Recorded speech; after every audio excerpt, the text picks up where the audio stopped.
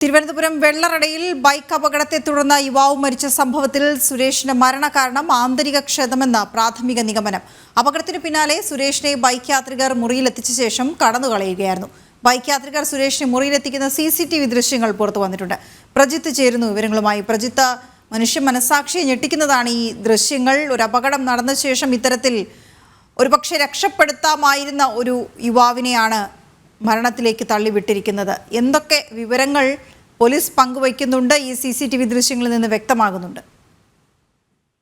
വീണ, കഴിഞ്ഞ ശനിയാഴ്ചയാണ് ഈ CCTV ദൃശ്യങ്ങൾ പ്രകാരം ഈ അപകടം ഉണ്ടാകുന്നത്. ഈ CCTV ദൃശ്യങ്ങളിൽ കൃത്യമായി വ്യക്തമാകുന്നത് ഇത്തരം ഒരു അപകടം ഉണ്ടാകുന്നു. അപകടത്തിന് ശേഷം രണ്ടു പേർ ചേർന്ന് സുരേഷിനെ തൊട്ടടുത്ത റൂമിലേക്ക് എത്തിക്കുന്നതും കാണാം. ഈ റൂമിലാണ് സുരേഷ് സ്ഥിരമായി താമസിച്ചു വന്നിരുന്നത്. എന്തായാലും നമുക്ക് ഈ CCTV ദൃശ്യങ്ങൾ ഉണ്ടെങ്കിലും ശരി, മുറിയിലേക്ക് എടുത്തുകൊണ്ട് പോകുന്ന സമയത്ത് സുരേഷിന്റെ അവസ്ഥ എന്നുള്ള കാര്യത്തിൽ ഒരു വ്യക്തതയൊന്നുമില്ല. അവിടെ കിടത്തിയതിനു ശേഷം അവർ കടന്നു പോകുന്നു. പിന്നീട് ഇന്നലെ ഉച്ചയോടെ ഈ മുറിയിൽ നിന്ന് ദുർഗന്ധം വരുന്നതായി നാട്ടുകാർ മനസ്സിലാക്കിയതിനെ തുടർന്നാണ് ഈ അഴുകിയ നിലയിൽ മൃതദേഹം കണ്ടെത്തുന്നത്. തുടർന്ന് പോലീസ് എത്തി മൃതദേഹം താലൂക്ക് ആശുപത്രിയിലേക്ക് മാറ്റിയിട്ടുണ്ട്. എന്തായാലും ഏറ്റവും വ്യക്തത വരേണ്ടത് ഇത്തരം ഒരു അപകടം ഉണ്ടായിട്ട് ഇയാളെ മുറിക്കുള്ളിൽ പൂട്ടിയിട്ടിട്ട് പോയത് എന്തുകൊണ്ടാണ് എന്നുള്ളതാണ്.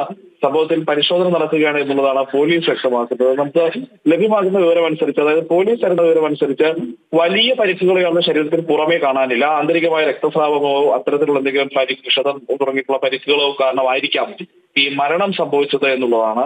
ഏതായാലും ഈ അപകടം ഉണ്ടായ ശേഷം ഇയാളെ ഈ റൂമിനുള്ളിൽ അടച്ചിടുന്ന രീതിയിലേക്ക് കാര്യങ്ങൾ പോയത് കൊണ്ടാണ് ഈ മരണം സംഭവിച്ചത് എന്നുള്ളതുമാണ് പോലീസ് ഇപ്പോൾ കരുതുന്നത്. കാരണം അവിടുത്തെ പ്രദേശവാസികൾ പറയുന്ന ഒരു കാര്യം, ഈ പുറത്ത് ആരെങ്കിലും കണ്ടിരുന്നെങ്കിൽ, കാരണം രാത്രി 11:30യോടെയാണ് ഇത്തരമൊരു അപകടം ഉണ്ടാകുന്നതും അതിനുശേഷം ഈ അപകടം ഉണ്ടായ ശേഷം സുരേഷ് പുറത്തുണ്ടായിരുന്നെങ്കിൽ തന്നെ മറ്റാരെങ്കിലും കണ്ടിരുന്നെങ്കിൽ തന്നെ സുരേഷിനെ ആശുപത്രിയിൽ എത്തിക്കാനൊക്കെ ഉള്ള കാര്യങ്ങൾ ഉണ്ടായിരിക്കാം. അപ്പോൾ അങ്ങനെ ഒരു മരണം സംഭവിക്കുന്ന രീതിയിലേക്ക് കാര്യങ്ങൾ പോകുന്ന ഒരു സാഹചര്യം ഉണ്ടാകില്ലായിരുന്നു. എന്തായാലും ഈ മുറിക്കുള്ളിൽ അടച്ചിട്ടതാണ് ഇത്തരത്തിൽ ഇയാളുടെ ജീവൻ തന്നെ നഷ്ടമാകാനുള്ള ഒരു കാരണത്തിലേക്ക് അല്ലെങ്കിൽ ഒരു രീതിയിലേക്ക് കാര്യങ്ങൾ പോയത് എന്നുള്ളതാണ് നാട്ടുകാരിൽ നിന്നും പോലീസിൽ നിന്നും നമുക്ക് പ്രാഥമികമായി മനസ്സിലാക്കാൻ കഴിയുന്നത്. എന്തായാലും ഈ ബൈക്ക് കണ്ടെത്താനുള്ള ശ്രമം പോലീസ് ആരംഭിച്ചിട്ടുണ്ട്. കൂടുതൽ സ്ഥലങ്ങളിലെ CCTV ദൃശ്യങ്ങളടക്കമുള്ള കാര്യങ്ങൾ പരിശോധിക്കുമെന്നുള്ളതാണ് പോലീസ് പറയുന്നത്. അതിനപ്പുറത്തേക്കുള്ള കാര്യങ്ങൾ പോലീസ് കൂടുതൽ അന്വേഷണത്തിന് ശേഷം മാത്രമേ മനസ്സിലാക്കാൻ കഴിയുള്ളൂ എന്നുള്ളതാണ് പറയുന്നത്. എന്നാൽ നാട്ടുകാർ പറയുന്നത് ഇത്തരമൊരു അപകടം കാര്യമായ പരിക്ക് പുറമേയില്ല. അപ്പോൾ പക്ഷേ എന്നാൽ തന്നെയും ഈ വീടിനുള്ളിലേക്ക് അയാളെ കൊണ്ടിട്ടത് ഒരു സംശയം ജനിപ്പിക്കുന്ന കാര്യമാണ്. കാരണം പുറത്തുണ്ടായിരുന്നെങ്കിൽ ആരെങ്കിലും ഒക്കെ നേരത്തെ ഞാൻ പറഞ്ഞതുപോലെ തന്നെ ആശുപത്രിയിലേക്കോ മറ്റോ കൊണ്ടുപോകാനുള്ള സാധ്യതയും ഉണ്ടായിരുന്നു. എന്തായാലും അങ്ങനെ ഒരു അപകടം ഉണ്ടായി. ആ അപകടത്തിൽപ്പെട്ടയാളെ ഒരു മുറിയിൽ ഉപേക്ഷിച്ച് പോകാൻ മാത്രം ആ തരത്തിലുള്ള അല്ലെങ്കിൽ ആ രീതിയിലുള്ള ഒരു കാര്യങ്ങൾ ചെയ്തത് എന്തുകൊണ്ടാണ് എന്നുള്ള കാര്യത്തിലൊക്കെ കൂടുതൽ വ്യക്തത വരേണ്ടിയിരിക്കുന്നു.